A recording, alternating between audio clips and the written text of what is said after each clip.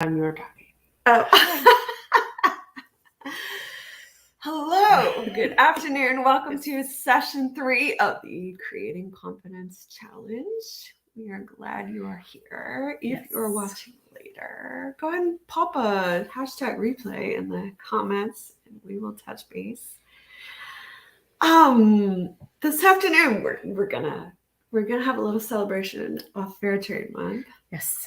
And I have some visual aids to share, but I was going to share some stuff from my actual kitchen, and I didn't grab it, so I'm gonna have to get up. But yeah, I mean, what do you guys think so far? Have you enjoyed this? Is it sparking some inspiration, some ideas on what you can do in your own life to influence others to fight human trafficking? Mm-hmm. It has me. Yeah. What new ideas have popped up?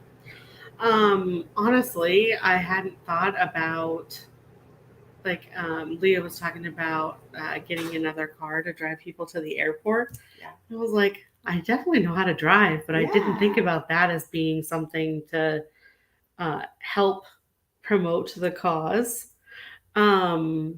There was another thing. I kept getting the nudge of, that book? Oops, sorry. You know that book you're supposed to write? And I was like, yes, I do. I remember. So, it's been a nudge for us too. Like we're learning alongside of you, and we're always interested in finding ways that we're gonna move forward. And what does advocacy look like now in this season? It can look many different ways, I've discovered. Yes. It's really awesome. Mm-hmm. So, and not everything is, all of a sudden you have an entirely handmade wardrobe or, That's true. Definitely. It's just, like electronics. We have all of these electronics in our home.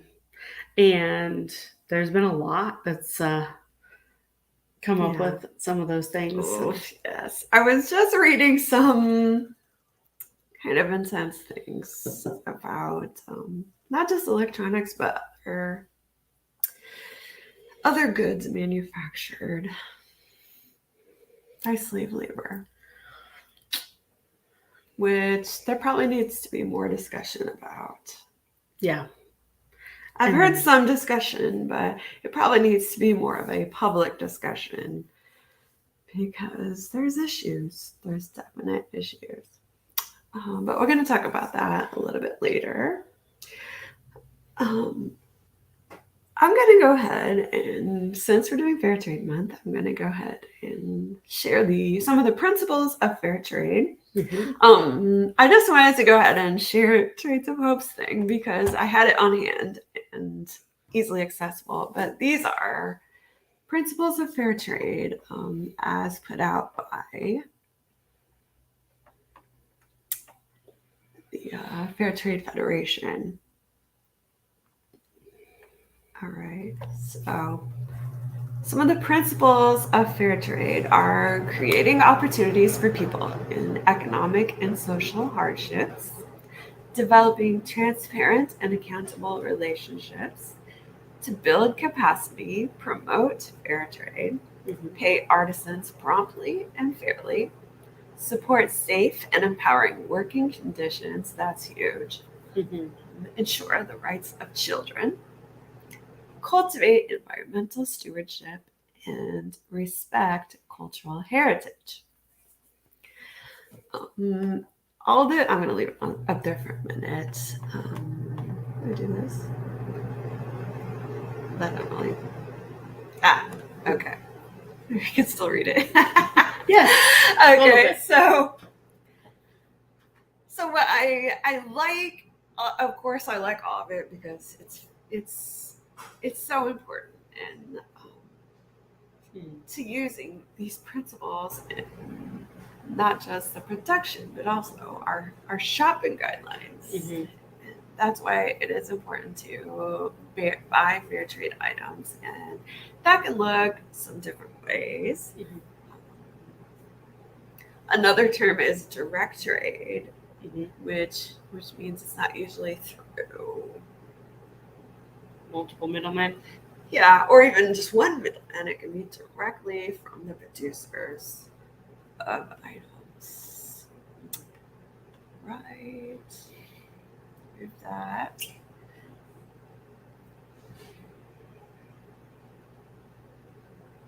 I'm going to add one more thing. Can you pop that off for a minute? Yeah. Just because. All right. Sorry, guys, we're in a wind tunnel. Yeah. It's still hot in Florida, so we have the air conditioner. And my house is like 100 years old, so it only has window air conditioners. And this may be shocking in some areas of the country, but we don't have heat. I know, that's crazy time. All I can say is we had record cold this last week, and then it got up to 90 yesterday. And I was like, and that, in a nutshell, is Florida living. Well, record cold for this time of year in Florida is like 60s. Well, it was 59, thank you. Okay. That's extreme. Yes, it was 59 degrees, but that was overnight. So we kind of cheated because it got warmer during the day, but it was definitely cold. And people were like, we have to turn the heat on. Oh, yeah. We're such wimps. But yeah, I've been through 3 winters now in my house. Mm-hmm. I had to get a space heater last year.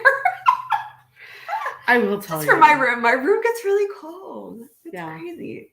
Okay, so it's only a short time of the year. Mm-hmm. All right, so here are some labels, some fair trade labels that you will see out in the world, in the grocery stores, online shopping, all the fun things. Fair Trade International. There's also a Fair Trade America that looks very similar to that. Mm-hmm. That's usually like food stuff. Mm-hmm. You'll see it on bananas. You'll see it on other fruits and veggies. Yeah. And sometimes items like coffee or vanilla or things like that. Mm-hmm. I always look for that on coffee because coffee is one of the few things that I will consistently buy every single time I go to the store. Yes. And I know that sounds crazy, but it's just a little bit of a difference that makes a big difference. So, well, I'm going to steal my coffee. Oh, yeah. This is fair trade coffee. Look at that. Fair trade coffee. Okay. In a fair trade mug. Yes. Do you see? Anyways. Another one that has a lot of oh, you can see my little mouse thingy. That's good. Uh-huh. On food items is the Fair Trade Certified World Fair Trade Organization. I don't really see that as much, but it might be more. A lot of the Aldi stuff that is fair trade has that symbol. Oh, okay. But I think it's because it's out of Germany instead of out of. Yes, and they also, because I'm an Aldi shopper, they also have Utz, like their chocolate. It says Utz. And I didn't know until I started shopping there regularly that is a fair trade brand. That's our own brand of chocolate. And so it is fair trade. So if you're an Aldi shopper and it says Utz, it's fair trade. That's cool. Fair for Life and Fair Trade Federation, those are companies like Trades of Hope, you just saw, that have worked hard in developing their fair trade relationships with the artisans, and they go through this vetting process with the Fair Trade Federation to become officially members of Fair Trade Federation. Yeah.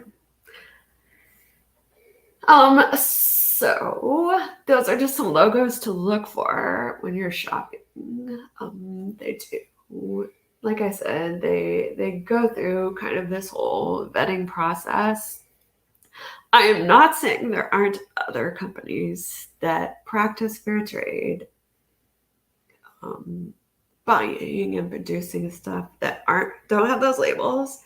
There are, because there's a whole process. It can be an expensive process. So I know of a coffee brand I buy, and they don't have the official fair trade logo on it because they didn't want to go through the expense of that certification. So I think it qualifies more under the direct trade option. I buy it through the Fair Trade Federation, so I at least know. But yeah, so some of the certification is they identify the producers, they determine the minimum price for the fair trade premium, which a lot of times means that means that the employees are getting a fair and living wage. Yeah. So, and there is usually the fair trade premium, which goes back into developing the community that the items are sourced in. Yeah. So sometimes that's schools, sometimes that's medical care, stuff like that. And they're ensuring that labor laws are followed.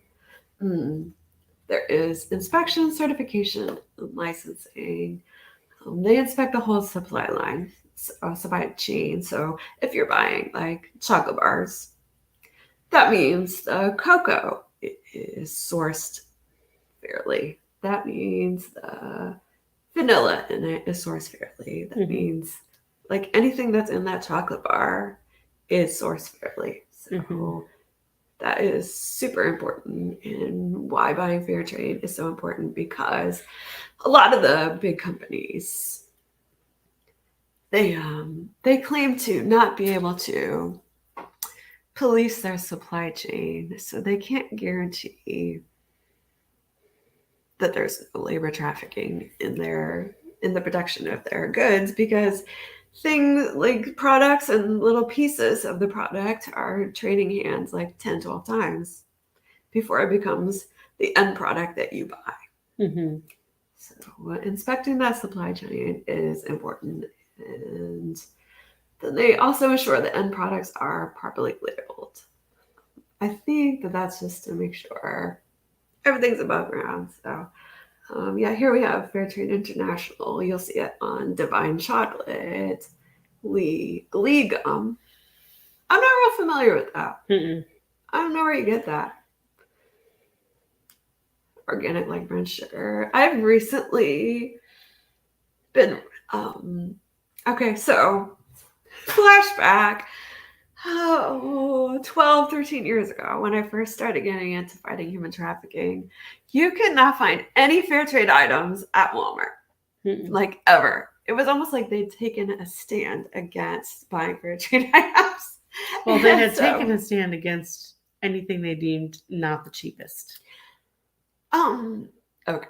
Anyways, but now, like, I will go to Sam's Club with I'm my bonus mom, Connie, and they have fair trade sugar. They have fair trade coffee, of course. Some chocolate. They don't, not as much, but I'm like, if I can get a big bag of fair trade sugar, I'm gonna go ahead and invest in the fair trade sugar. Yeah. It's just important to take these little steps in your daily living stuff. Right? So if you're a baker, yeah, go to Sam's Club, get the giant bag of fair trade sugar. Right? Absolutely. Okay. I will say, as far as coffee, there's a bunch of different fair trade things. Like one of them is the Rainforest Alliance. And if you're someone who likes to go out for coffee, I recommend that you go to Wawa. If you have Wawa close to you, they only serve coffee from the Rainforest Alliance. And they do make handcrafted lattes. So if you're a latte lover, you have the money to go buy yourself lattes.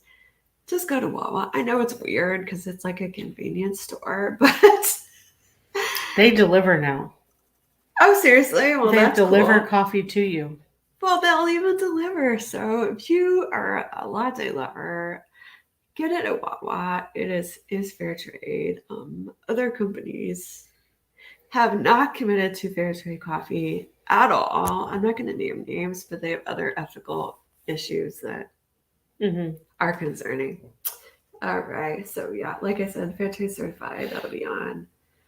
Oh, candy items, fruit, vegetables, also stuff like Patagonia, which that's cool. That's good to know. Um, if you have a chance, if you weren't on last night, watch the presentation from session 1.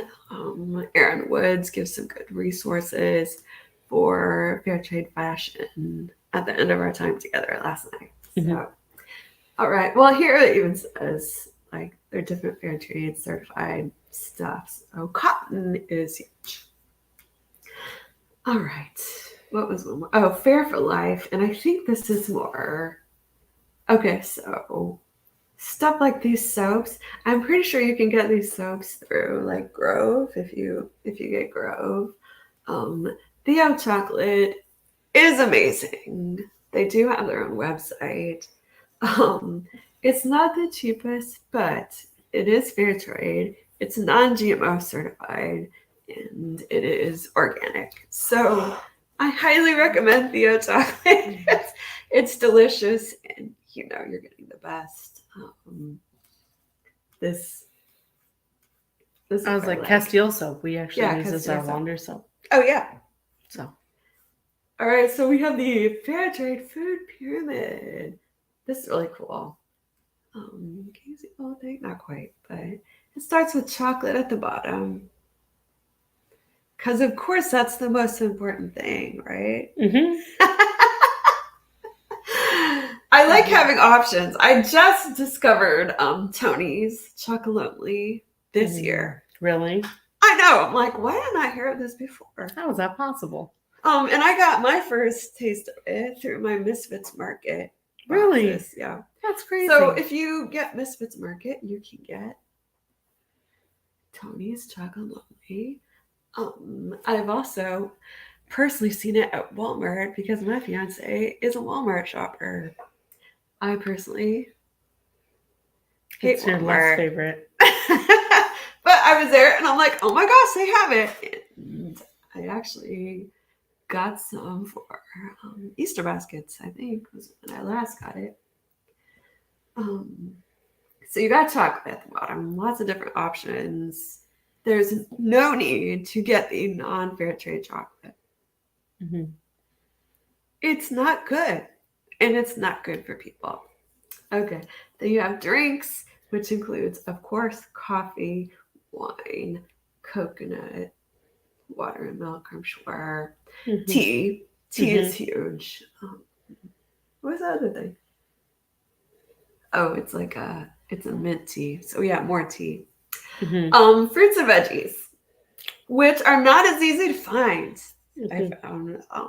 If you're a Whole Foods shopper, you can probably find more there. Or Trader Joe's. Or Trader Joe's, of course. And Aldi's has a pretty good organic section, so I'm thinking they probably have some fair trade options there, but maybe not as much. Right. Honestly, I haven't checked for the label there. Grains like quinoa and rice. Okay, so I got into quinoa back in was it like 7 years ago when quinoa was like, it was more. It was like 8 or 9 years ago. Quinoa exploded. And so I have a lot of quinoa recipes on my Pinterest board. But they're very good though. But then I found out because it exploded, all of a sudden there was a labor trafficking issue. And so if you can find the fair trade quinoa, it is important.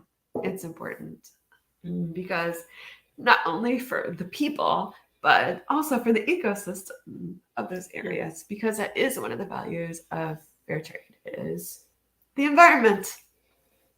Not depleting all their resources, so then they only have a product for a short time. Exactly. And the reason why there's some overlap between the organic and fair trade is because one of the aspects of fair trade is the health of their people. So they're not going to be working in insecticides and stuff like that. They're going to be working in organic, non-insecticide using areas.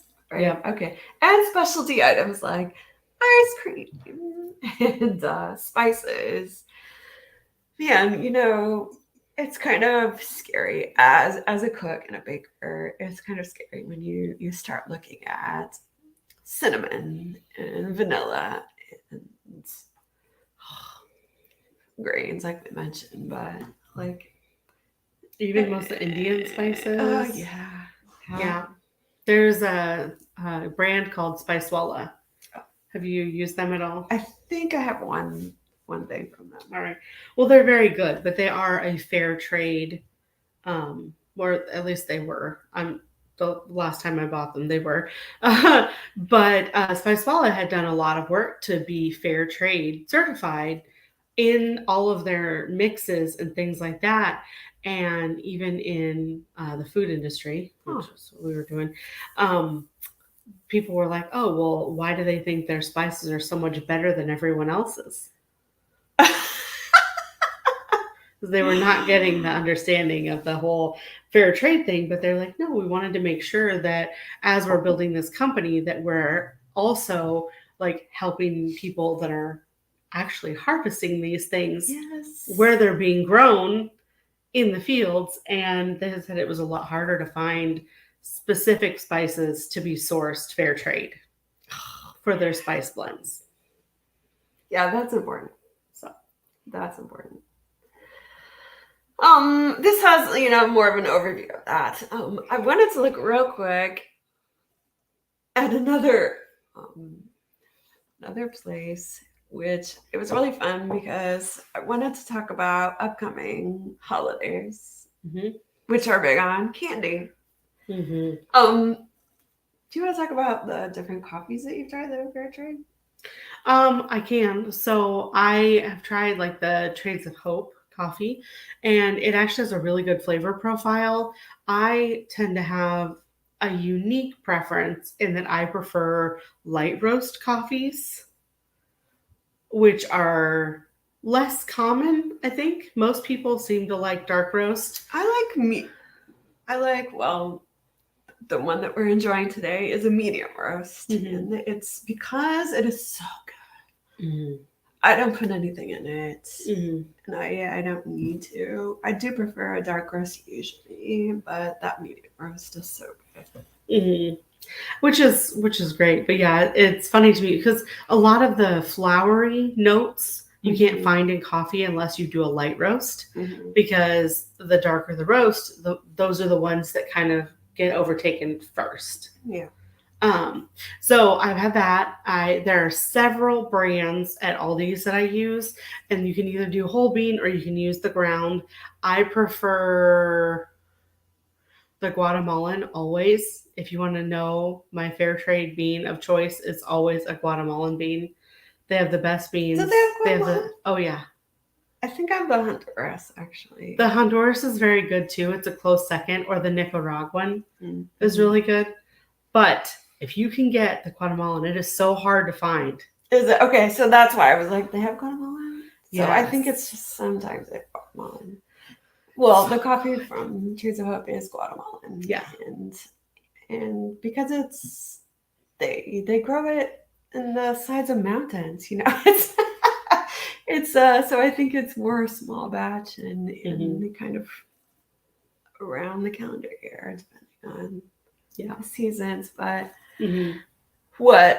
when I discovered the fair trade coffee at Aldi, it was life-changing because I had already committed to buying fair trade coffee, but it was a little more expensive than I could afford at the time, like regularly. And I liked flavors.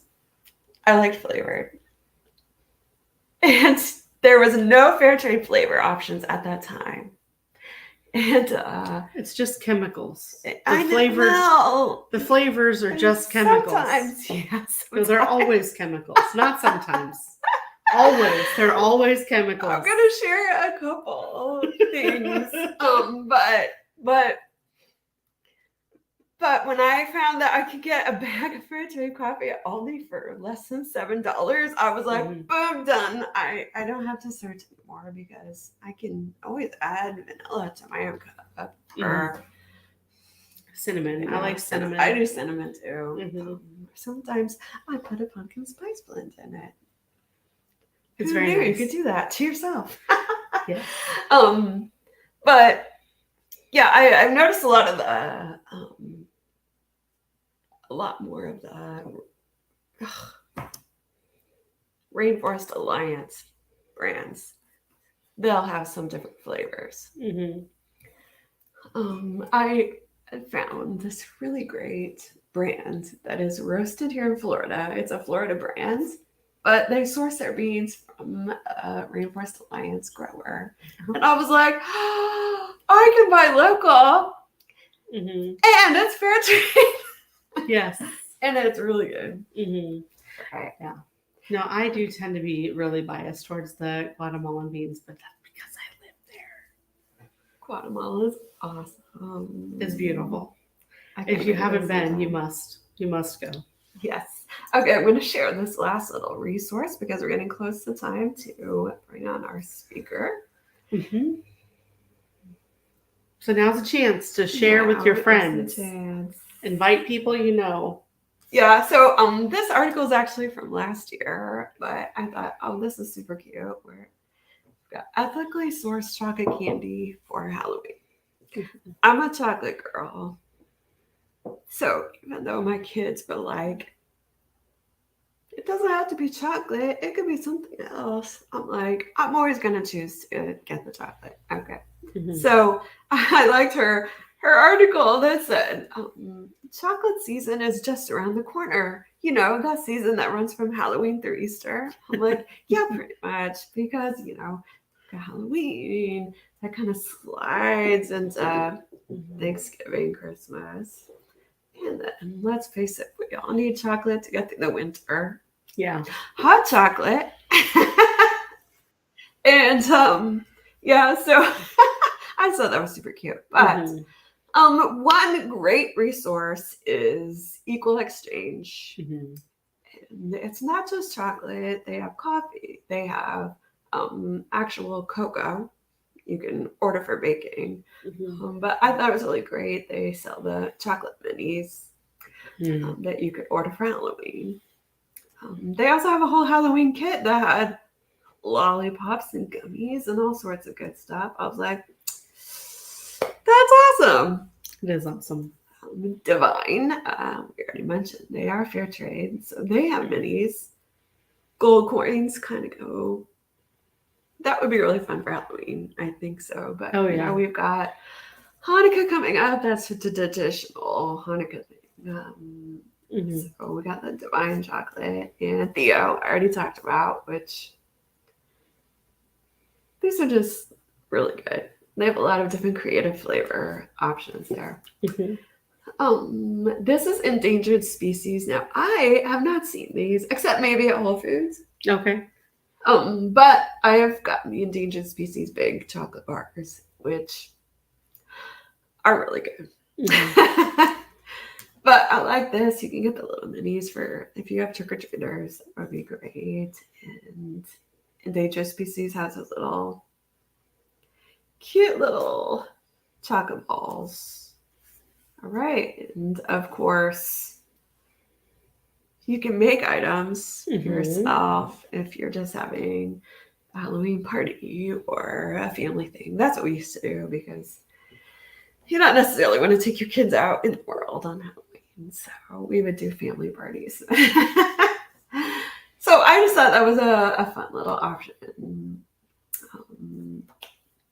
So those are some fun fair trade swaps. I'm going to run and grab my coffee. little thing I wanted to show you real quick before we bring Antonio on. Yes. Yes. Well, we are very excited that you guys are here, and we're so grateful that you are learning and growing with us as we find more and more things, and it's become much more mainstream to buy fair trade, rainforest certified, all those fun things. So make sure you save this training for reference, or you can join our partnership program, so that you can actually have access to all of our past trainings and all of our amazing speakers that we've had. Yeah. So here's the Aldi, which is, you can see the fair trade certified little branding there, officially, and also USDA organic. It even says organic up here again, so you're not gonna miss it. But yeah, I'm pretty sure it's still less than $7. Yeah, like right under $7 now, but really hasn't gone up much. So it's you get a full 12 ounces. I get the whole bean, and it's medium roast. So that is what I normally get if I need the cheaper coffee. Which lately I've been mixing with this. Okay, so you can see I got it on clearance at Publix. And I was really excited to see it on clearance because it's really good, but it's not cheap. But it is. When I found it, it's Rainforest Alliance certified. I was like, yes. And they kind of like talk about it a bit on the back. So I thought this is really cool. This is roasted by Bones Coffee Company in Cape Coral, Florida. So I might actually need to arrange a little field trip out there. I think that would be really fun. But this one's the Holy Cannoli brand, which or flavor rather, that I originally got as a Christmas gift for my son, and because he's a godfather thing, I just thought it was super cute, and he likes coffee, so I was like, well, that's just too fun. And when I saw it at Publix, and I actually got another flavor too, but I already drank all that. Nice. But when I saw that, yes, it is naturally and artificially flavored. So there's some natural flavors. I don't want to tell you what natural flavors mean. Right. But it is delicious, and just to stretch it a bit more, I mixed it with Honduras Aldi coffee. So I got some of the flavors and smells, and it's just really good. So yeah, they even have like a smell me. So if you're in the store and you're like, I don't know, am I gonna like this? You can like just squeeze it and actually smell what it's gonna taste like, which I thought was so cute. So that's one of my little swaps. And stretching my dollars a little bit further by mixing it with the cheaper Aldi brand. Absolutely. Which I'm like, it's groceries, man. Groceries are expensive. Well, they were talking, I don't know, they did some report saying that groceries have gone up just, 5 to 7% over the last year. And I was like, what? Where? Where is it only 5 to 7%? Should we all move there? Oh, man. But it's been bad. It's been extreme. So, it's cool to be able to continue this fight, even with the increase in groceries, and still have it be something that's affordable and makes sense for your family. And some people call it a luxury, but I think it's a necessity. Yeah, very much so. And my kids would say it's a necessity for me too. So. Just if we want to be nice people, that's all. Just for daily actual living. Okay, so we are going to bring on our next speaker. I'm real excited because this is actually my oldest son, Antonio Canuso. And this is the first time he's doing a work thing with me, I think. He used to always do work things with his dad, so even from meetings when he was like 3. Sure. I'll go ahead and read his bio and introduce him. He is joining us from his in-home studio. Okay, so Antonio is co-founder of Myriad Visions Productions. and producer for that company. He is a husband and father of 2 handsome sons, and not only handsome, but hilarious. Mischievous. Yeah, notorious. No. Yeah. Antonio has spent most of his professional career in sales, music education, and music production of various styles and genres. He has a heart for worship and believes in the power of music and its ability to influence change and action in the physical and spiritual realms. So, thanks, Antonio, for being here with us today. Thanks for having me on. Yeah. How's my mic volume? Is it all right? Good. It's very good. Okay, good. Cool. See, he's got the hookup. Yeah. He's got the good mic. Yes, but it requires a lot of volume in order for me to get it to here. So I believe that. Yep. Did you need to present anything? Yes, I do have a video I would like to start off with, if that's all right. Yeah, that's totally fine. Perfect. And let me hit present and see what happens. All right. It's a different format, so. Yeah, I'm going to hit, I guess I could hit video file, but does that require me to upload probably? Yeah. All right, I'll just do share screen. Okay. All right, we're going to remove us. Okay. All right, just give me 1 second as Apple allows me to do this.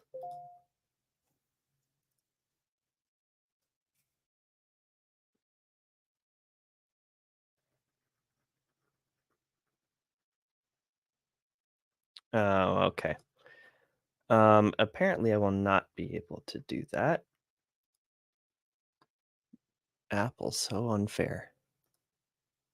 Here we go.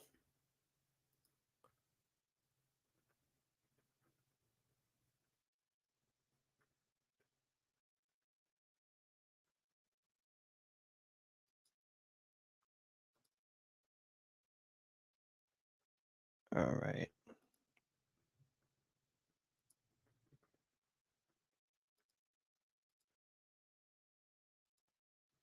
All right, so I'm going to have to restart Google Chrome real quick. I will be right back on. So if one of you guys want to cover it for me real quick.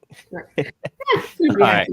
Thank you, because Apple won't allow Chrome to record my screen unless I restart Chrome. Oh, so, yeah, Apple is so safe and secure. Love it. Yes. I'll be right back. Like right back. Okay. So basically, I'm excited to actually have him come on because he is somebody that has been worshiping through, music and things since he was very young. And as one of your older children, he actually got to be a part of quite a bit of the stuff with youth, even where we had met to start fighting trafficking. So it's interesting to watch, these types of things become intergenerational. And seeing that pass on to new new generations and how that looks as we're changing the world. So I actually ran across I shared Nick's book earlier, and I ran across a picture just yesterday in my Facebook memories, and it was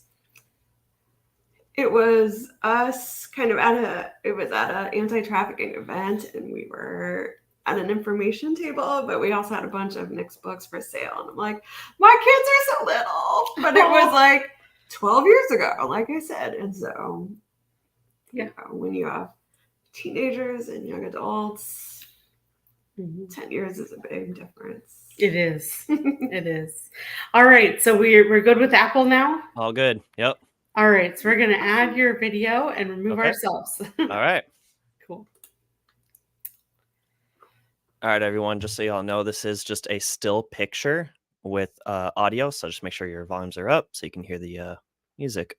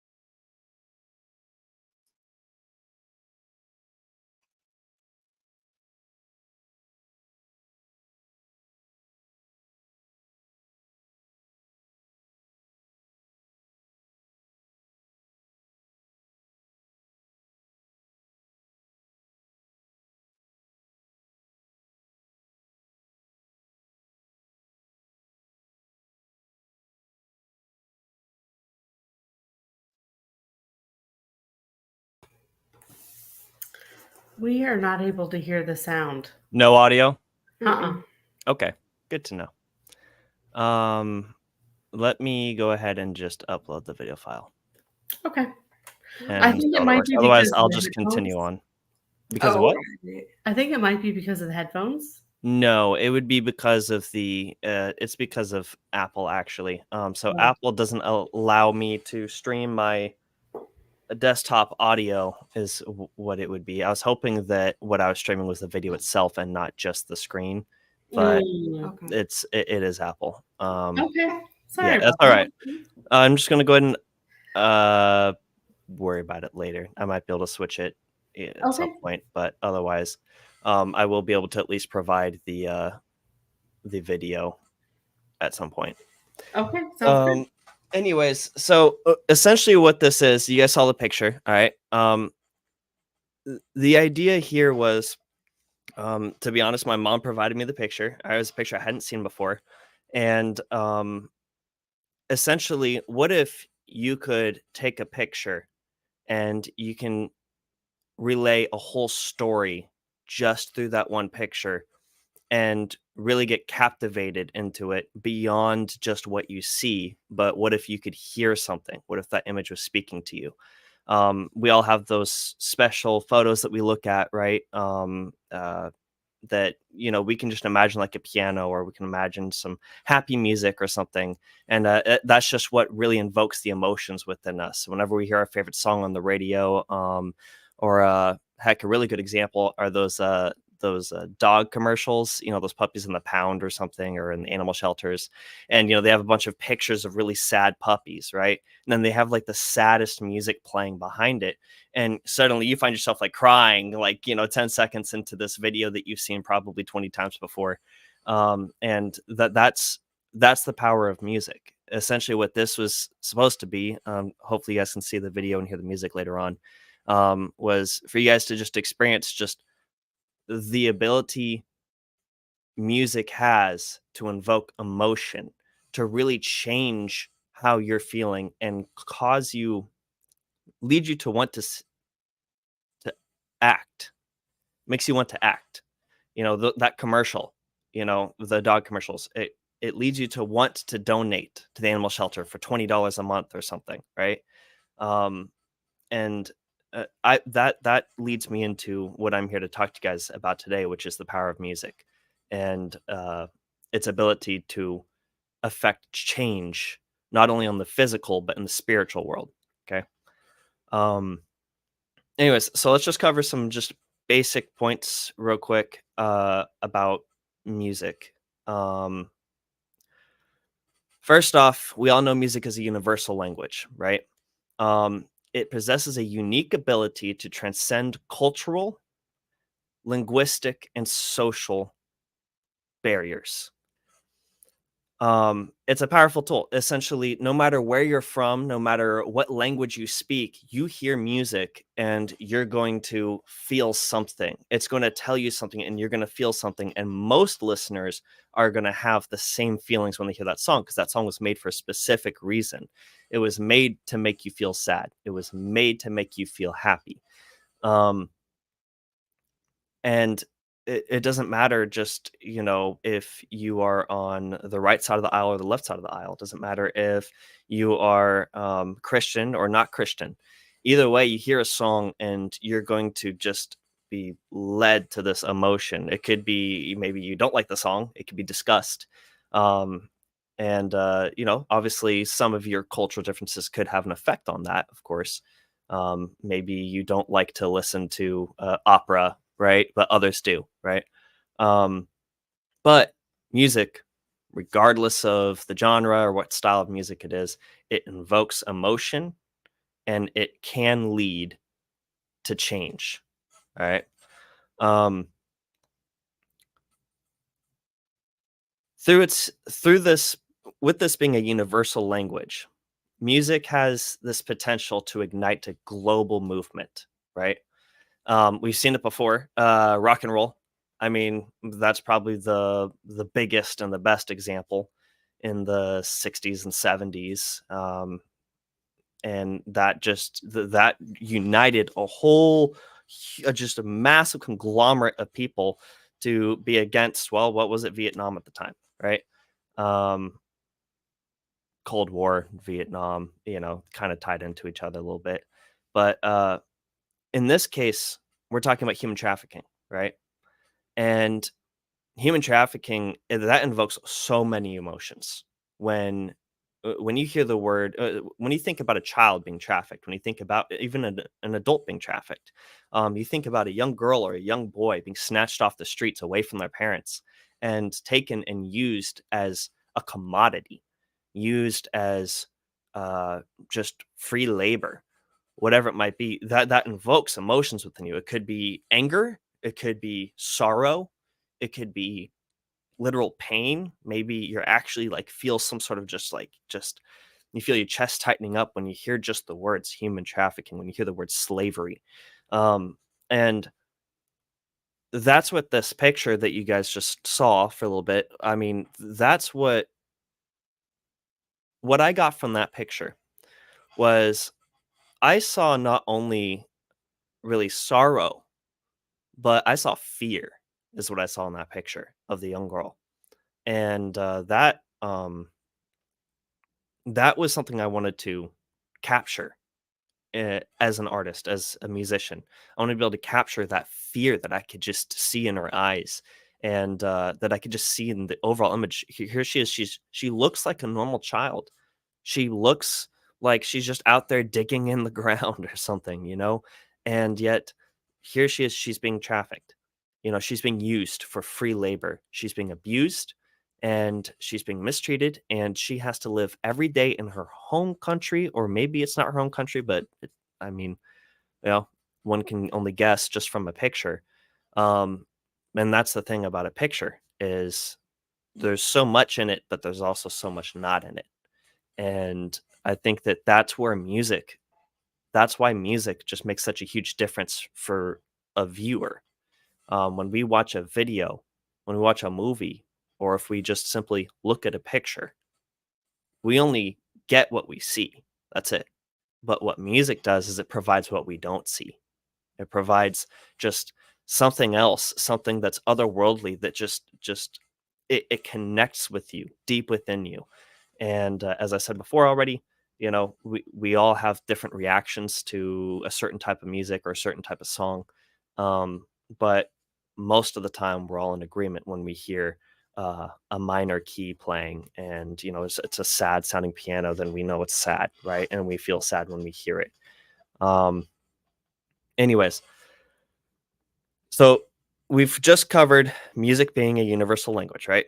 And how it just expands upon everything that we see. It provides us with the information that we don't see, right? Um, Here's what else music does in relation to human trafficking, in relation to any kind of major activity, really. Um, it amplifies voices and it spreads awareness. Music has the capacity to amplify the voices of survivors, activists, and organizations dedicated to ending human trafficking, dedicated to um, stopping a corrupt company, dedicated to uh, stopping poor business practices, dedicated to stopping war, dedicated to stopping anything that's evil or wrong in that particular organization's eyes, or those activists' eyes, or those survivors' eyes, right? And how it does this is it provides a platform for storytelling and shedding light on the harsh realities faced by victims. Storytelling, shedding light, exactly what we covered before, which is that it gives you the information that you don't see, right? Because at the surface, you see just a young boy sitting on a bench, right? Which is a story I'm taking out of my dad's book, that my dad tells in this book, Land of the Free, an encounter that he had. You see a boy sitting on a bench, right? And but then you also see a sign that says puppies for sale, right? Just above his head. And but what don't you see? Well, you don't see the father. You don't see a mother. You don't see a sibling. You don't see, some sort of caretaker. You just see a little boy under a sign that says puppies for sale, right? And if someone were to take a picture of that moment, or if you were just to be walking by and you just saw that, it's the things that you don't see that matter. And once you realize that they're things you're not seeing, then now your eyes are open and you're starting to see into something that is tough to describe, but I can only ever describe it as spiritual, right? Where God is opening up your eyes um, to see the unseen. And that's really, really key. And if you read the word, if you read the Bible, that's one of the biggest things. I mean, uh, you have Solomon who wanted to be wise, right? Well, what is wisdom? Wisdom isn't just, knowing. No, wisdom is being able to make a decision when you don't even have necessarily all the facts presented to you. You need to be able to have a keen eye to see what is not being presented to you, for you to be able to see the things that are unseen. And, um, Jesus, he preaches and he talks, his entire being is about you see the wind blowing, but where does it come from? Actually, you know what? You don't see the wind blowing. You can't see the wind, but you feel it, right? And so therefore you know it's there, but how do you know it's there if you don't see it? And that is my Father, you know? That's God. And so it's just you have the word talking about this, and then we just discussed the power music has to bring forth the unseen. All right, spreading awareness, amplifying voices. Back to the point. Sorry for that little kind of just enlarging this point. Obviously, you guys see I have a major point here, which is seeing the unseen, or perhaps seeing through hearing. Anyways, amplifying voices and spreading awareness. You guys have heard top hits, right? Top 20 hits. You got Taylor Swift, who's always in the top charts, right? You've got who's another one? Ariana Grande. Nowadays, you've got people like Cardi B, and you've got other rappers. It seems like pop and rap are the top two things, right? And what are the messages being spread through pop? Let's just focus on pop. Pop is pretty broad. Most of the time, it's about just love, and most of the time, it's about just happiness, feel good. It's poppy, It makes you feel good. You listen to it, and that's it. Um, some rare, some interesting exceptions to that would be the new Olivia Rodrigo or Billie Eilish. That's not very happy. Can you call it pop? Yeah, I think you can call it pop. But clearly, it's just these two are representing a newer generation, and these two are coming from a different type of message. And it's this darker and more perhaps sinister, or just perhaps, and I'm talking about Billie Eilish here. You could call it sinister, or maybe you can call it just how people are feeling, right? How are kids feeling these days? And Billie Eilish is that voice, right? Whether we like it or not, she's a representation of how our youth are feeling today and what they want to listen to. And there's Olivia Rodrigo. She's singing about breakups, right? Um, Taylor Swift's been doing that for a very long time, but she kind of approaches it differently from Olivia Rodrigo. Um, so you've got these types of messages being spread now. Rap, Cardi B, Megan Thee Stallion. You're seeing a lot of black female vocalists, right? Which is cool in one sense, and in another sense, what's the message that they're spreading? And once you dive into the lyrics, it's not something I would want my children listening to, right? But how did rap start? Rap started as kind of just a voice for black people to come against oppression, really. It's a way that they felt free. When they got on the microphone and they rapped, they felt free, right? And you could feel that and you could hear that in the songs that they put out, right? Now, now today, here they are. Rap is one of the biggest genres, and you got all these artists. It does very well financially, and now the message is just hyping up a bunch of worldly stuff. and it's unfortunate. A lot of it is very similar. You got the occasional, of course, rapper that's a Christian doing some powerful messages. I think it was JT Bryant, I think, or Brian JT.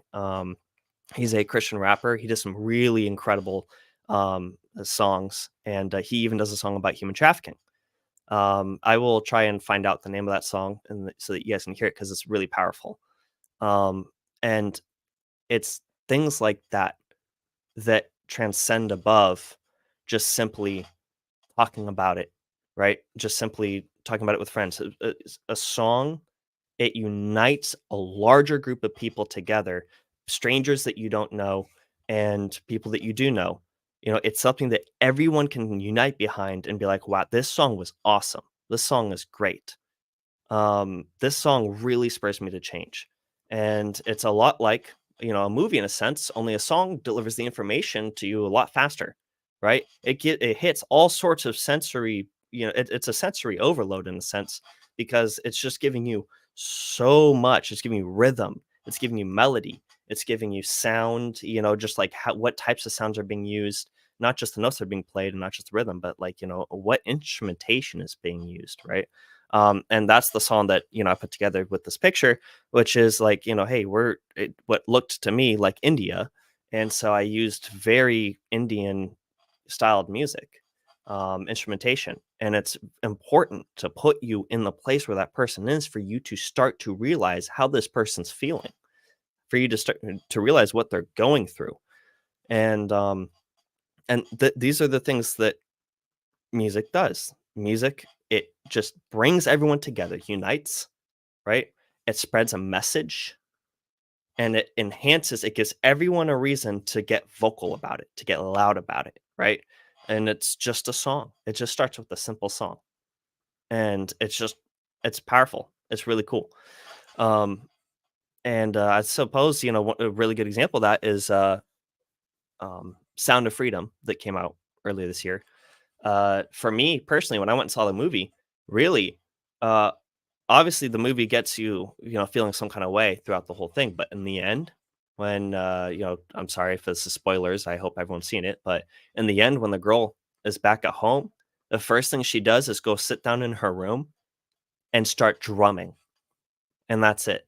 Now I'm a drummer, and maybe because I'm a drummer, that just enhanced how I felt. But when I saw her get back and then she starts playing the drum. And then, I hear like more drums coming in pretty much. And then you hear the voices, just voices and drums. What drums does is it really is a call to action. It makes, especially me as a guy, I guess, and I'm sure there are plenty of women that feel the same way. When I hear that drum going, that's like that does it for me. That's it. That I'm ready to stand up and go find the nearest human trafficker and tell them what's what and save as many victims as I possibly can. That's what I want to do, right? I'm not in that position to be able to do so, right? That's not my calling right now. And it's not something that, I can necessarily say I'm physically capable of, or, nor do I have the knowledge to be able to handle a situation like that. But what can I do? And what I can do is go make music. I can go sit down and make a song. And I think that's the biggest thing about human trafficking and trying to end human trafficking and spread awareness on human trafficking is what can you do? And I think the three biggest things you can do. Number one, pray, obviously. And again, read my father's book, Nick News's book, Land of the Free. Prayer. Prayer is the number one thing to end human trafficking. All right. It is, and it'll work. Number two, I'd say music, worship. All right. Scriptures. Let's get into scriptures real quick on that point. Um, Second Chronicles, chapter 5, verses 13 to 14. The trumpeters and musicians joined in unison to give praise and thanks to the Lord. Accompanied by trumpets, cymbals, and other instruments, the singers raised their voices in praise to the Lord and sang, "He is good, his love endures forever." Then the temple of the Lord was filled with the cloud, and the priests could not perform their service because of the cloud, for the glory of the Lord filled the temple. Music led to God, our Father, God to act, right? It's awesome. Like that's really cool right there, right? And I suppose Psalms 150 verses 3-5. Praise him with the sounding of the trumpet, praise him with the harp and lyre, praise him with timbrel and dancing, praise him with the strings and pipe, praise him with the clash of cymbals, praise him with resounding cymbals. Praise, praise, praise, praise. And why would we be praising when we're, talking about human trafficking, spreading awareness, and wanting to see an end to it? Why would we be praising God in order for us to do that? Well, what did David do? I mean, that's straight out of Psalms, right? David, he was big on praising God. He set up the tabernacle, he worshiped God 24/7, and he won wars. He was a fearsome king, he was a powerful king, and he won battles, right? Through praise, praising Father, thanking him for everything he's given you, thanking him for the good things he's done to bless you in your life and to bless others, right? And with praise, I think, in my personal interpretation from a lot of research, praise gets God's ear. It earns God's favor. You're showing consistency in praising him, and so then now he's listening. And he's like, "Hey, I have favor in you, my son, my daughter. I have favor in you. You have praised me diligently and consistently, and I feel your love. I hear your music. What is it? What do you need from me, my child?" Right? And this is where worship comes in, right? This is where worship is a direct one-on-one conversation with God. It's being in that private place. Now you can be, around other people, of course, but you don't feel it, you don't hear them. You're in that one-on-one position with God, and that's worship.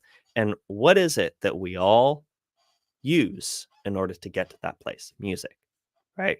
We need that piano, the guitar. We need the vocalists to be singing. We need them to be praying in tongues. We need those drums to be roaring. And that is just what gets us into that place. It's what unifies us, and it's what gets God's attention, right? Just like we saw in Second Chronicles. And then one last point, just biblically speaking, before we get to my third and final point for music, is Jericho. How did Jericho fall? God told Joshua, "You're going to take the ark, and you're going to take all your armed soldiers, and you're going to have the priests blow on ram's horns, right? And you're going to march around Jericho, blowing on the ram's horns, carrying the ark, all your armed men marching with you for 7 days or 6 days. And on the seventh day, you're going to march around it 7 times. And then as soon as you finish the seventh time, you're going to stand there and shout at the top of your lungs. And then, boom, the walls fall down and they raid. That's it." So it clearly, God uses music. God calls us to use music as a means to see justice come forth. Okay, as a means to see change. And we all feel it. We all have felt it before. Various different song examples. One big one that I've been told about is "Purple Rain" by Prince, and that one really spurred emotions, and it really saw just an uplift in the community. It didn't necessarily spur change, I suppose, but then, well, I mean, it did spur change in terms of it went from a depressed country to a very enlightened and lifted up country, right? And there are plenty, of course, great worship songs that we could point to and we could talk about, but we don't have the time for it right now. So let's just move on to just my third and final point: inspiring action and fostering healing. Okay. Oh, you know what? I forgot to mention, right? The 3 ways to end human trafficking, 3 best ways: prayer, music, and talking about it. That's it, right? We talk about it. When we hear a song that we love, we talk about it, right? When we see a movie that we love, we talk about it. So, and the more we talk about it, the more it trends on Twitter or X now. The more it trends on Facebook, the more it catches worldwide media attention, right? So that's just another great thing. Find your friends, find your family, tell them, hey, I just saw, Sound of Freedom. Hey, I just learned this from Nick Nusso's book, Land of the Free, and I want to share this with you, right? It gets people excited.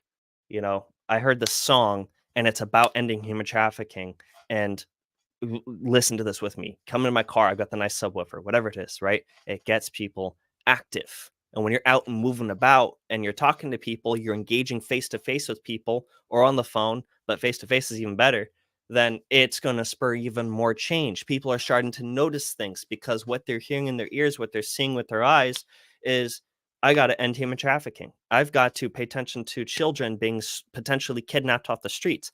I've got to notice things that I can't see, right? And it just gets them tapped into that spiritual place. It gets them tapped into something that it's hard to explain, but you start to feel it. You see it sort of, not necessarily with your eyes, but with your mind and with your heart. Anyways, so third, inspiring action and fostering healing. Music possesses a remarkable power to inspire action and drive change. By creating anthems of resilience, hope, and justice, musicians and artists can inspire listeners to take a stand against human trafficking. Furthermore, music therapy programs. Let's talk about this. Music therapy programs, right? Because we talk about saving victims, but what do we do with them after? These kids, these adults, these teenagers, they grew up in this. They grew up being used and abused. They get hooked on drugs. They get hooked on whatever systems in place. They felt, while it hurt them, at the same time they felt secure in it. And once they're taken out of that, oh, they're out on their own in the world, right? Well, they're going to go right back to it, right? And so what do you do with them? How do you get them to move past the trauma that they've experienced? And the healing nature of music, oh my gosh, there are days that we get so stressed out, right? Just from work, right? The children, your husband, your wife, your parents, whatever it is. And you just need to sit down, put on some headphones, and listen to some music. Suddenly you feel so much better, right? Music therapy programs have demonstrated their effectiveness in helping survivors overcome trauma, reclaim their voices, and foster healing. Through the transformative power of music, we can empower survivors, support their recovery, and work towards the eradication of human trafficking. Music, it's a powerful tool. That's what I'm talking about here. And that's what I want to see. That's my personal mission. My personal mission with fighting human trafficking is to see more songs about human trafficking, about ending it, that have a call to action. More songs that maybe don't even have a call to action, but songs that are made specifically for survivors. Wow. Like, I mean, it's just so many creative ideas, right? And this stuff doesn't just apply to music. I mean, art, painter, drawer, paint and draw the unseen in the picture that I showed earlier. Like, what is it that you see as a painter, as a visual person? What is it that you see that maybe I can't see, right? Because I'm approaching it from a musical standpoint. What do I hear and what do I feel? And I'm putting that in my music. And I'm sure you would probably approach that same way as a painter or some sort of visual graphic artist or something like that. But now you're going to paint what you hear and what you feel and what you're not seeing, but you are seeing, right? What God tells you, hey, you know what? Did you notice this about this picture? You've been staring at this thing, but I don't think you're noticing the actual point here. And it's in the small details. It's in the small stuff. And, so art as a whole obviously has a powerful role in leading to change. And that's what we're fighting for here with Bring Freedom is we're fighting for change. We're fighting for awareness. We're fighting for people to come together to unite under one issue. And music does that. And I'm approaching this just from the music standpoint. Music does that. And it's biblically proven. And it's historically proven. And heck, it's been used by the enemy. the evil walks this earth, and they use music. I mean, I'm sure a lot of you guys have heard about the fiasco with Sam Smith and that song that he did earlier this year. That was, wow. The enemy can use music to his advantage, but who is the ultimate creator of the universe, of the galaxy, and who created it with just a simple sound, right? He spoke and it became, right? He spoke, which our voices are the number one musical instrument that we all can relate to, that we all want to hear when we hear music. So we want to hear a voice. Voices are so important. In conclusion, we've discussed music's ability to transcend boundaries, to amplify voices, to unite, and to serve as a potent force in the fight against human trafficking.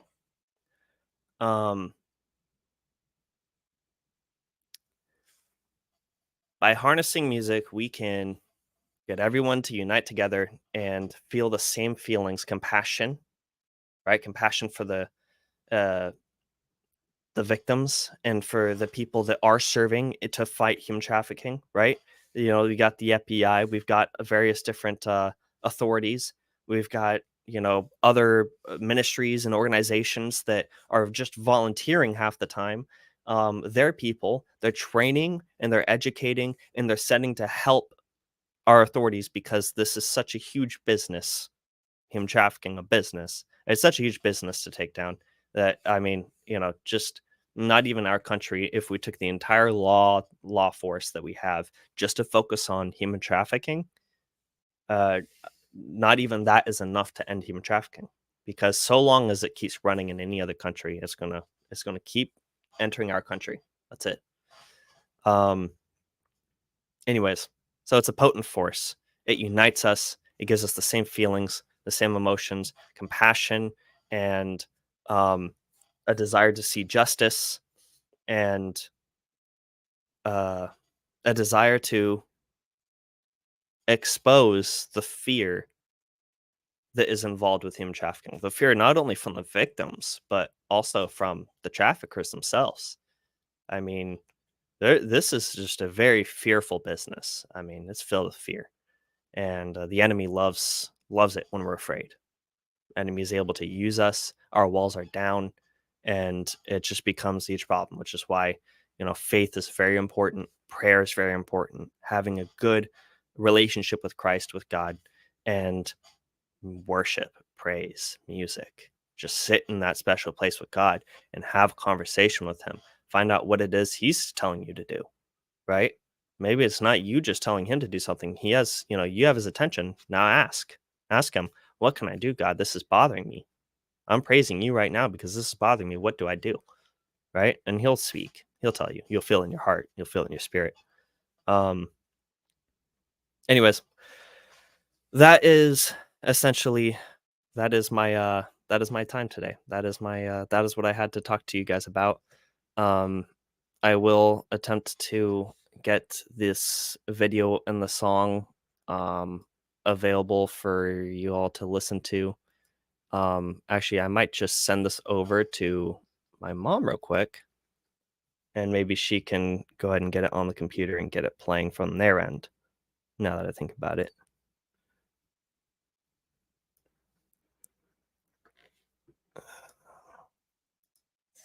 Any questions or anything? All right. Wow. Yeah, go ahead and send it. Go ahead and send it. We'll get it up. We're gonna right now. Yeah, then we'll go ahead and start taking any questions. So, first of all, did you actually share Justice Academy of Worship Arts? No, right. Sorry, thank you. I've just been focused on just here to teach and everything. I didn't even talk about Myriad Visions or anything, really. But right. So what this picture? I mean, I'll talk about the picture and video after. I mean, I guess I can briefly cover it. Essentially, when you guys see this and when you guys hear the song, essentially, Myriad Visions is going to be launching a service within the next couple of weeks called "Hear Your Picture," and it's a service at an affordable price. for reasons, and that you can essentially take a picture that means something to you. It could be any picture. It could be a personal photo. It could be, whatever it might be. A picture that means a lot to you, that you would like to hear a song made specifically for that picture. And that is what Mirrored Visions is offering, launching in the next 2 weeks. Okay. You guys can go to mirroredvisions.com and you guys can subscribe. Just enter your email, hit submit, and you guys will be notified once the service goes live. And you guys can check out the packages, check out the pricing. If you feel like that there's just something that, I have a really cool idea. I've got this picture that I took in wherever, and I want a song created by an actual musician, an actual music producer. We've got a bunch of people involved musically, right, that can help bring forth the song that we feel is necessary for the picture that you send us, right? We analyze it, we analyze whatever you say about it, and we discuss it and we decide, okay, this is the best course of action on how we're going to make the song, and we're going to send you said song, and that song is yours to do with as you please. You can, go post it on social media. You can go release it on platforms. You can do stuff like that. Or we can release it on platforms for you. If you want to be able to go on Apple Music and be able to hear your own song that was made specifically for you, that's something that we provide that we can do for you. And then we can even put it in obviously you'll get it in a video format so that you can, just stare at the picture and hear the song playing. And we're hoping at some point to have some new technology that allows it so that it stays just like a picture, essentially, and not like a video, and can still play the audio. And hopefully at some point, as well as time goes on, a physical product that you can actually have a picture on your desk or on your stand, and you can just tap a button and you can hear the song. That's it. Anyway, so that's what Mirrored Visions is offering. Now, Justice Academy of Worship Arts, as you just discussed, it's in the name, justice through the arts. That's it.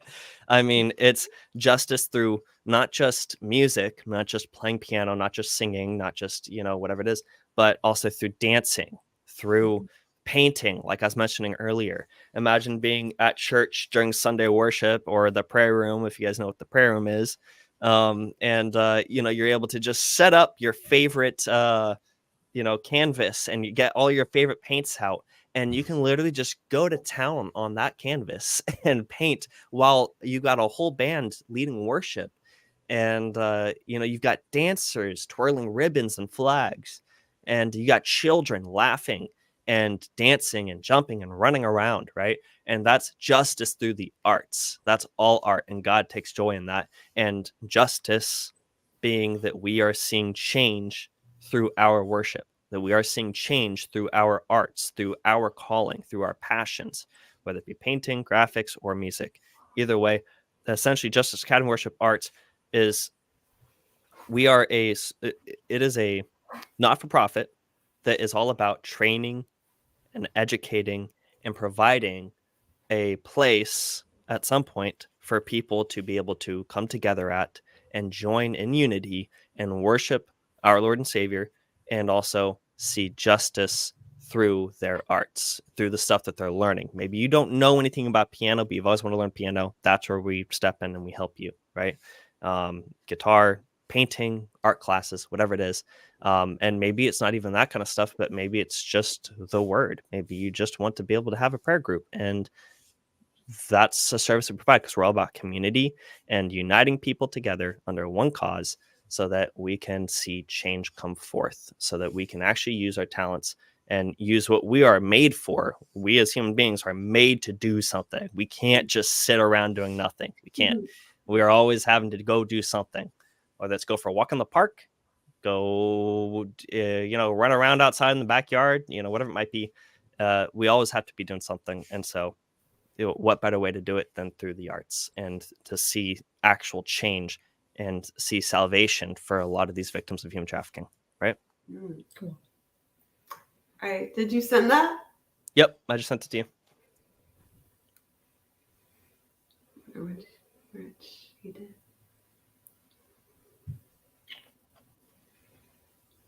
I texted it to you. Oh, you need it emailed? Yeah, it needs to be on my computer. Oh, right. You don't have your Apple account signed into on that computer? Mm-mm. Okay. All right. Hang on 1 second. We'll get it all figured out. We'll get Yep. it. I will mention, I'll just give the background on that picture, just since it's not our picture. Yeah, I don't even know the background on it. Right. So I was looking for a picture of, because I knew that child labor was used in mica mining, and I found that picture of that precious girl, and she just broke my heart. So I knew that you adding music to her image would be powerful, because, like you mentioned, the arts have a way of connecting us to an issue. Mm-hmm. It's a way of bringing into alignment different points of view. Mm-hmm. Even if we don't know what's happening, even if we weren't aware, it brings us to a point of agreement that something needs to be done. Yeah. So this little girl, the photo is by Ravi Mishra, who actually is Indian, and yes, the picture is from India. And this is a lot of it's subcontracting and providing, and the bigger companies that are getting this mica oftentimes don't know where it's coming from, and don't realize that the freelanced miners include young children, which is completely illegal. Mm-hmm. And this is part of a supply chain of illegal processes. And after the children mine the mica, skilled men cut and cleave these into transparent mica sheets, which are then sent to cosmetic companies and automobile companies for the shimmery paint finish. Yeah. And so I wasn't even really aware of mica and makeup, and how a lot of the time it's not ethically sourced until about maybe 7 years ago, maybe 6 years ago. And I was like, oh, what now? so and And so when I learned that, I started, kind of meanly judging people who use that makeup that has that shimmer. I'm like, oh, they're just contributing toward the enslavement of children and just have sparkly eyes. But then I realized most people don't know. They don't know. And so, like you said, we have to talk about it. We have to share. And that's why I started buying my eye makeup from Beauty Counter, because not only are they organic, but their stuff is ethically sourced, and they have committed to knowing where that stuff is sourced, and they guarantee there's no child labor in the sourcing of their mica, and also no human trafficking in the sourcing of the vanilla that they use in their lips. Lip gloss and lipstick. So I do not sell Beauty Counter, but I do buy it. Yeah, well, that's the other thing, is that small things like that's a lead to change, right? Just a simple, like, okay, I can buy this brand that I've grown up with all my life and known and loved and whatever, right? But then here's this competitor that actually says it's a fair trade. It's from this, type of, it's got this approval, the seal of approval, that says that it's all fair and good. And it's $2 more, $3 more, whatever it might be, right? But just a simple decision to just buy that brand instead of the brand you've grown up with all your life and everything, that will lead to change, because as your friends and as your family come over and they see that you've committed to this and that you've been buying this stuff, and they're absolutely loving the coffee you're making, they're absolutely loving the clothes that you're wearing and the jewelry you're wearing, then that's going to lead them to want to start doing the same thing. That's just it, because that's how we are. It's just in our nature, is we see something that someone else has that we don't have, and we're like, well, you know what, now I want to do that. They're doing this, I can do this, I want to do that too. And that's how trends start. That's how things, that's how you see change. So yeah, very true. Awesome. Yes. I did send it over to your email. I got the email. Okay. Or not. It says I error did get it. downloading. Hold on. Let's see if I can just download it. No, it doesn't want to do it. That's all right. I'll just get it over to you later. I'll have to probably compress it and then send it over to you via zip file, and then you'll have to unpack it. It's thinking about it.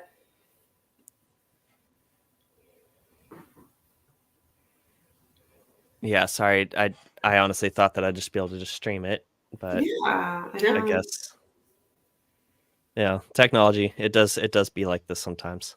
Yeah, I did have a prayer team for this event, not just your thing, but yeah. I was like, I don't know what's gonna happen. Sure. Okay, let's see if it's gonna. Oh, look, it's got it. I've got it. All right, hold on. All right, she's gonna share that, so I'm gonna remove us real quick. And oh, sorry, I'm like hitting the wrong thing.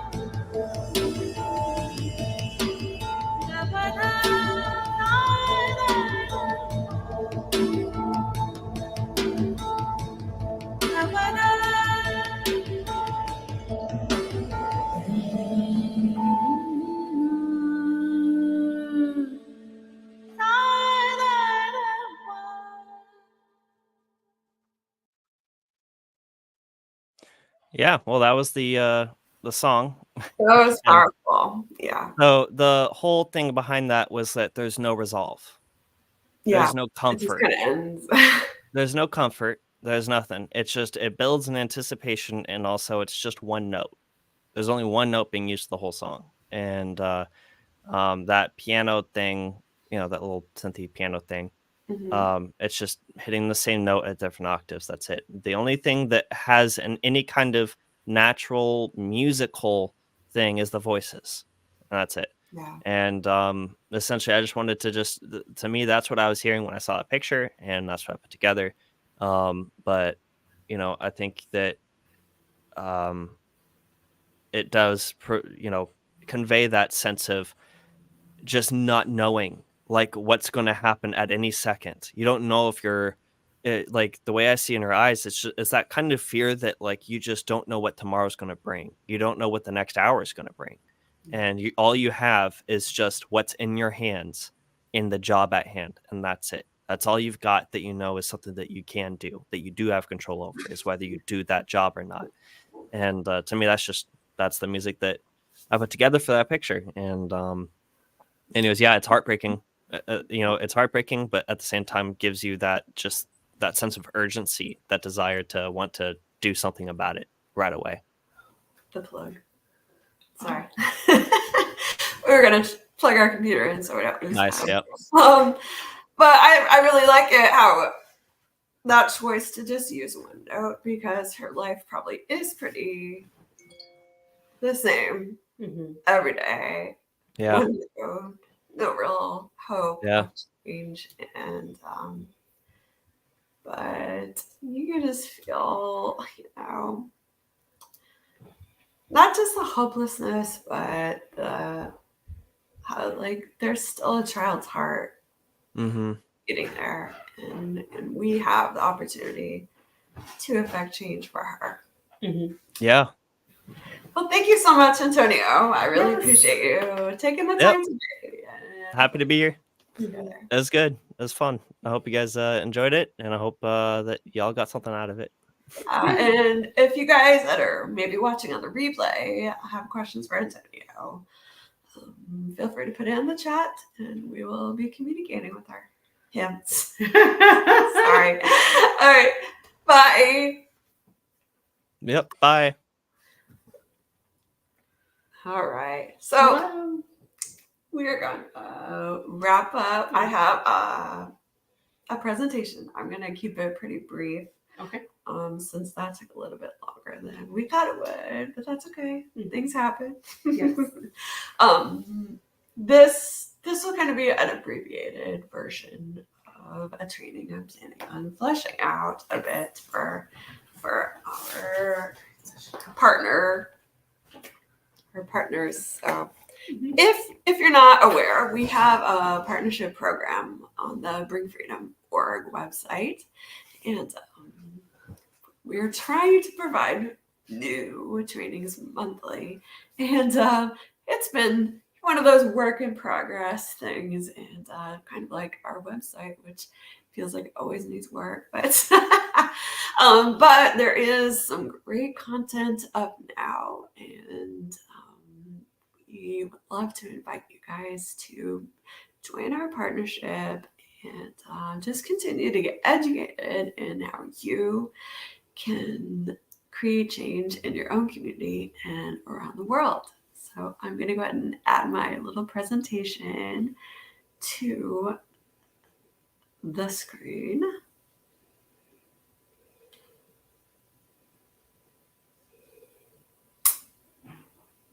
So let me know, have you guys learned anything over the last couple of days? I know it's gone fast. And of course, tons of people are busy on the weekends. Oh, here we go. Sorry. I was like, where am I?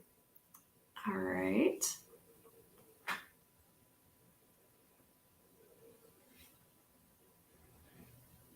I'm going to put this in presentation mode.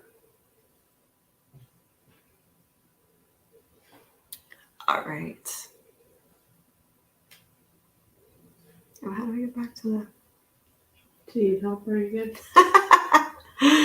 Well, I didn't realize I was on the last page of that. I'll just flip back to the beginning.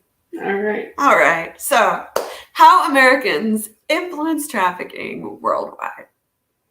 This has been on my heart for months, actually. So, this is kind of a double-edged sword. Okay, so we're going to look at kind of a worldwide view of human trafficking right now.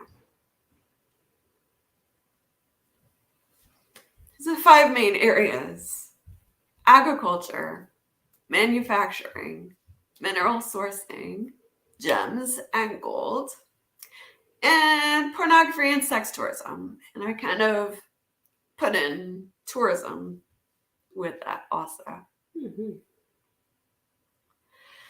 We live in a consumer society, and that may be an overused statement, an overused term, but it is true. America is a consumer society, and we can't let our privilege and abundance contribute to the loss of freedom and life in less fortunate communities.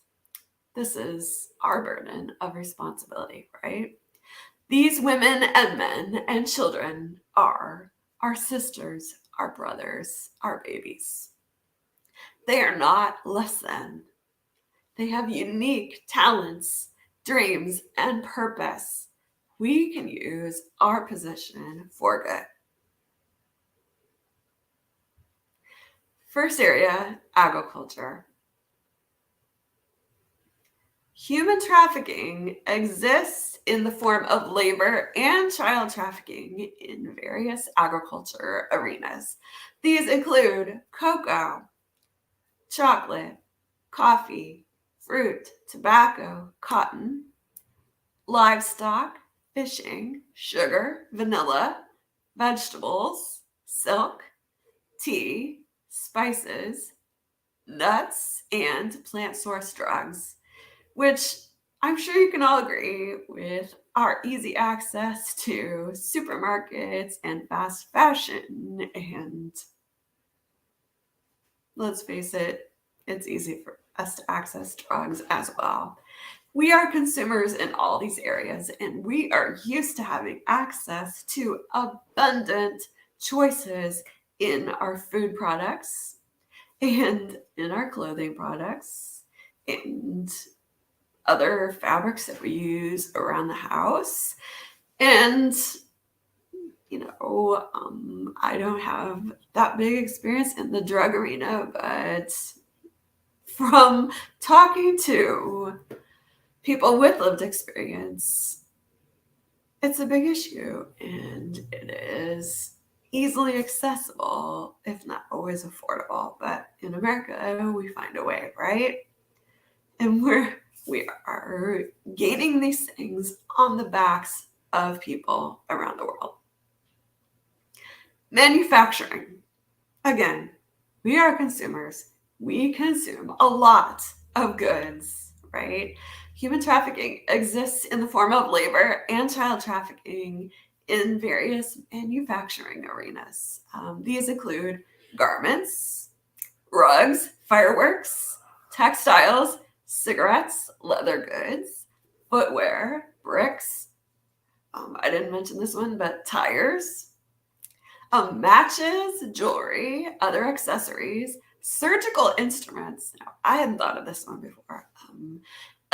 Electronics and solar panels. I kind of heard some of this before, but the different pieces of the solar panels, which let's face it, our government is really pushing on us right now, they are produced with labor trafficking. So we need to shine a light on this, and we do not need to be consuming things at the expense of women and men around the world. Even the ones that maybe are getting paid, they're not getting paid a living wage, and there is no excuse for child trafficking in any of these areas. Mineral sourcing. This is bigger than you think. Human trafficking exists in the form of labor and child trafficking in a few mineral sourcing areas. These include mica, like we were just talking about with the image that Antonio shared. Mica is in makeup, and that's sparkly paint that's on automobiles. Cobalt ore. And what is cobalt used in? I'm pretty sure a lot of people have talked about it is in the rechargeable cell phone batteries, also in rechargeable car batteries and computer batteries. Copper, gold, tin, fluorspar, which I'm not really sure what that is, to be honest. So I should probably figure out what I'm using the fluorspars in. Gypsum and Trona, these are used in the manufacturing of different consumer goods.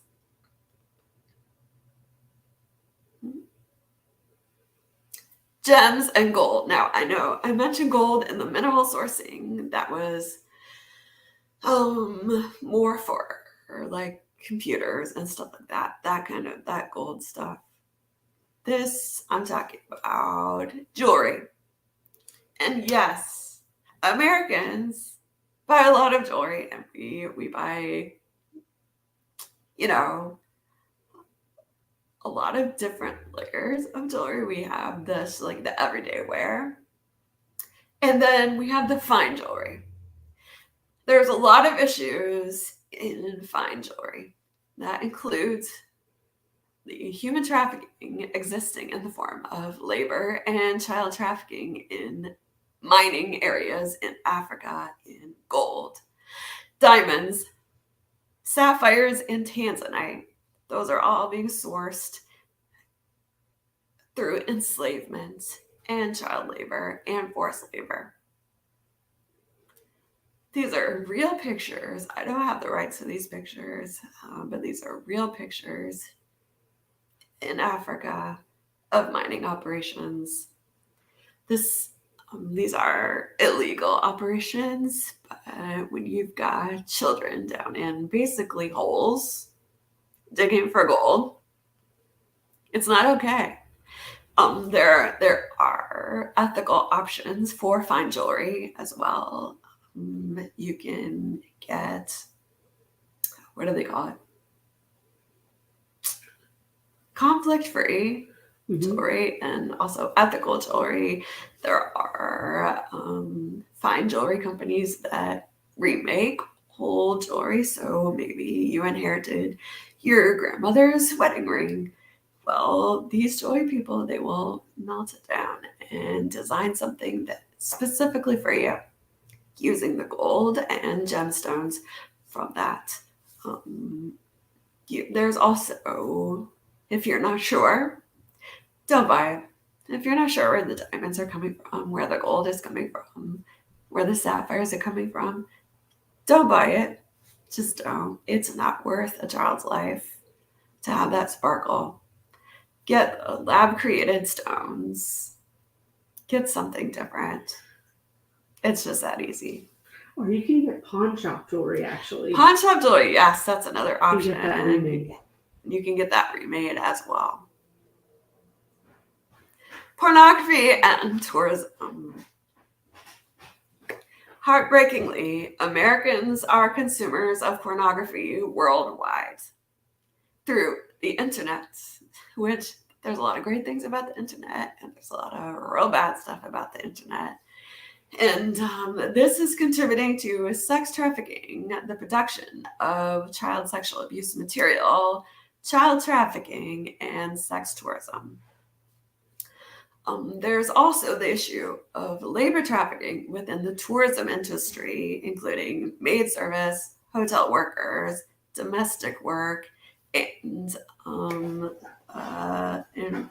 the forced begging. A lot of the children you see begging have been forced into that by ringleaders, sometimes parents, but usually it's not the parents. Usually it is ringleaders that they have kids strategically placed in the areas where tourists are, and they're begging or they're selling cheap goods. This is not their choice. This is not what they want to be doing. They should be in school. They should be with their families. They should not be doing this. They definitely should not be exploited online for our pleasure. This is a big issue. And we, on the bright side, we can use our influence for good. There is hope in our abundance. Americans are highly influential on the world stage. We can put pressure on companies to be responsible with their sourcing, to be transparent. We can be curious about who made my clothes, who made my jewelry. We can buy from fair trade and direct trade companies. We've already mentioned that many times during this Creating Confidence Challenge. We can educate others invite someone to watch this. Invite someone to join an education opportunity like this. Like I said, we have these quarterly. You can educate others. You can invest in prevention, like our upcoming curriculum that will be for K through 8th grade. This, when you donate to these things, it does prevent human trafficking and it spreads the word also. And lastly, you can donate to nonprofits. You can donate to Bring Freedom on bringfreedom.org. You can also donate to any nonprofits in America. You get a tax break for donating to nonprofits. It's kind of a no-brainer. Mm-hmm. It's a win-win. And I just want, this is my last slide, so I'm going to tap out of this. I want to encourage you, as we're heading into the holiday season, to swap out for at least one fair trade option in your gift giving. You don't have to shop through Amazon. You don't have to go to the mall where you're not sure where those items come from. You can intentionally look for fair trade options. A lot of times they also have a give back that donates to a nonprofit. So then you've got a gift that gives back and gives back again. So I just want to encourage you guys, celebrate the rest of Fair Trade Month, educate yourself, educate someone else, and have fun with it. Like, make it a challenge and invest in the dreams and opportunities of women, men, and most importantly, children around the world. Thank you so much for being here this weekend. I really appreciate it. Zona, did you want to hop back on? Yeah. Okay. Wrap it up. Okay, because I really did want to. Hello, people. I'm back. Hi. We are very excited, but even if you are somebody that needs to shop on Amazon, because a lot of major retailers have closed down, I will encourage you this. There are fair trade options now if you look. Oh, I got espresso through Zona's Amazon shopping link. It was really good espresso too. So there are fair trade options on Amazon. So so I try through my Amazon shop to actually find fair trade things and put them together on shopping lists and stuff like that. So if you're looking for something that has already been vetted, definitely check there. The other thing too is that I'm finding, because it is more of a push that people are looking for, Target has been sourcing a lot. I know they have some fair trade jeans. I'm sure they have other options. Yeah. You just need to explore and maybe ask an employee, because if they don't know, they should find out. Yes. Yes. But yeah, there's a lot of things I really like. Is it Survivor? What is that jewelry company? If you're looking for jewelry, I'm gonna look it up. Survivor store on Instagram. Yeah. Anyways, her jewelry is very creative, but it's absolutely repurposed jewelry. And sometimes she will get jewelry that has been sent in that has been from a family member that is being repurposed for somebody. So you can actually be part of the design process, which is pretty cool. Dear Survivor. And there are lots more options for things like that coming up. So make sure you guys are following Bring Freedom on all of the major platforms. Wherever you look for us, we should be found, including our podcast. Yes. All of our episodes are still available, and we will have more trainings coming out at the end of the year for our partnership program. Very exciting. Oh, yeah. We mentioned the podcast. It's the Persons with Lived Experience podcast, and I think it's on all the platforms. But our last episode, It's an intense episode It with Jimmy Toro, right? Yeah. I don't want to mess up his name. Mm-hmm. He is an artist, mm-hmm. and he has used his art not only to find healing for himself, but mm-hmm. also to connect with others and explore these themes of trauma, but also hope, of the healing that he's experiencing. So yes, I do encourage you to listen to that one. And mm-hmm. It's powerful, but it gets a little intense. Yeah. But I wanted to mention it since mm-hmm. he's the artist and he uses that. So yeah, it's really good. Yeah. Very much so.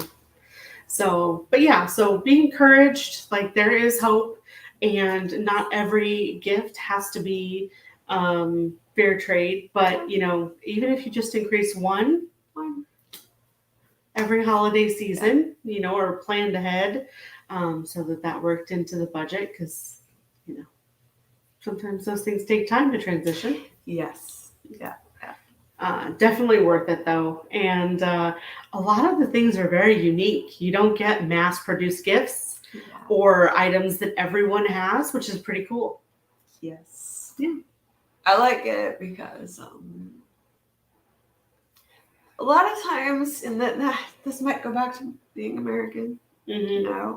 You're like, do all the things, and it's just like so much. And I think it helps me like kind of focus in on what would really mean something, mm-hmm. what would make an impact, and just connect with their heart. Yeah. So that it's not just one more thing to throw on the pile, but something intentional and purposeful. And even if it's that bag of coffee, like I got my son, the bag of coffee I got because, it was Godfather themed. But I also thought, well, he's going to like it because it tastes amazing. But it was also like, I knew it was going to mean something. I knew he would actually use it. And it was fair trade. So I'm like, it's win-win-win. It is. So it just kind of helps you focus in on, be real intentional for those that you need to buy gifts for. Yeah. It's nice. Yes. It is. Love it. All right, guys. Well, we're so grateful that you joined us for our training. Make sure you share the replays.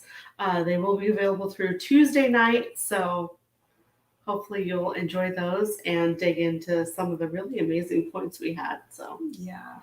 And if we had a lot of people talk about the Lord this weekend. So I think this is our most Christian training so far. Yeah. So if you're moved by that and you want to join in with us, we do host a weekly intercession set here on YouTube live. Mm-hmm. So you can join us for prayer on Tuesday nights at 7.